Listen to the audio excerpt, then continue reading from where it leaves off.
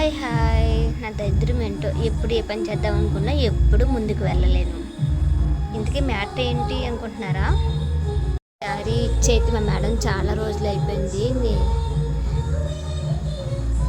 ఇవాళ అంబేద్కర్ జయంతి కదా, ఖాళీ కదా అని చెప్పేసి ఇలా టాక్స్ అయితే పెట్టేసుకున్నాను కుట్టిద్దామని.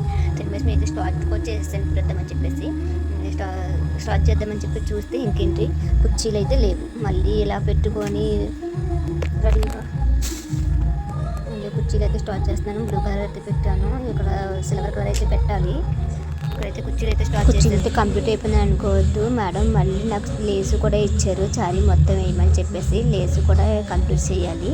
నెక్స్ట్ పాలు కూడా నాకే ఇచ్చారు, జిగ్జాంబేషన్ ఉందని చెప్పేసి పాలు కూడా నన్ను వేసామని చెప్పేసి చెప్పారు.